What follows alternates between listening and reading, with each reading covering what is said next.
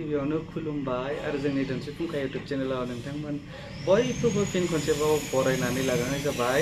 नोंथांमोननि सिगाङाव दिनै मोनसे गोदान भिडिअ लानानै फैलायबाय।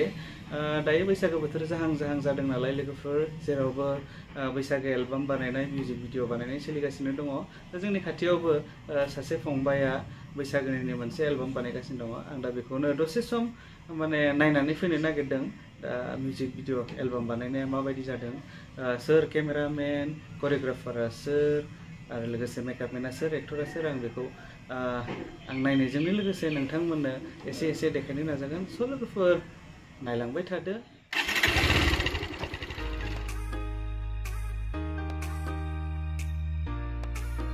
फाइनालि लोगोफोर नै आङो शुटिं खालामनाय जायगायाव सफैबाय।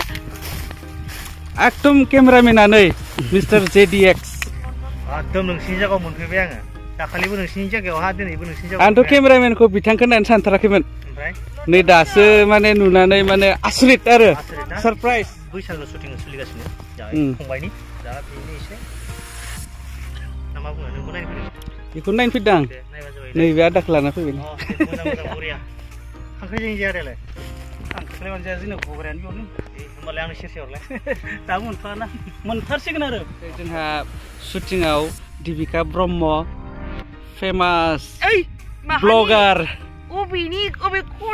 Famous actress, famous blogger mister JDX बिथांनि सेस बिथाङाबो दंफैयो। जोंनि जायगायाव फैनानै माबायदि मोनदोंबा? बिराद मोजां मोनदों। एकदम पुरा बर' गामि जोबना जि मोजां मोनखादों आरोना। ओरैनाय ओरैबो गयबारि, ओरैनायबो गयबारि, जों दा दुब्लियाव दंफैयो। फाथैबारि नुवाखै? फाथै नुवाखै आं। नुवाखै? फाथैया खम एसे। जुखामबा नुदों आङो, ओंखायनो नायगासिनो आं जुखामखौबो। माना मुनिबो दङ जिनो। बिराद मोजां थान्दा नों बर' गामि। बैसागुआवथ' खम ग्रोम गोमगोन बिथिं। बेथिं फंबायमोन दङ। एसे नायना लादो। सापर्टार्स मिथिंगा फंबाय।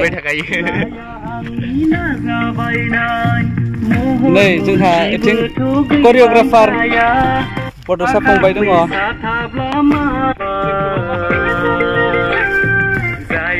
एक्टर नै जोंहा कमल दैमारि, नै बिनानाव बेस्ट अफ लाक। मेथाइया गावनिनो, एक्टराबो गावनो, गावनि प्रडाक्ट लांबाय थादो लोगोफोर।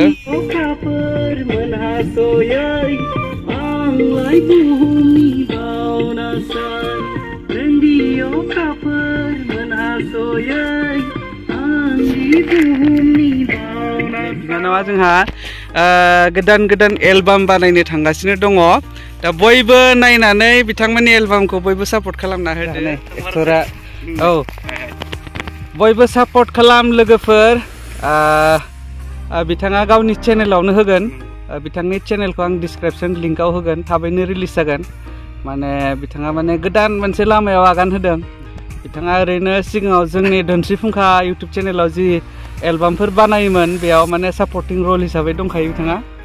दा गावनि चेनेलाव गावनिनो मेथाइजों बिथाङा मोनसे गोदान एलबाम दिहुननो थांगासिनो दङ। बिनिनो शुटिं जागासिनो दङ। दा नोंथांमोन बयबो सापर्ट खालामदो मिस्टार कमल दैमारिखौ। खालामदो अननानै। दा नोंथांनि चेनेलनि नामा मामोनलाय? आंनिया दैमाजिरि प्रेजेन्ट प्रडाक्सन।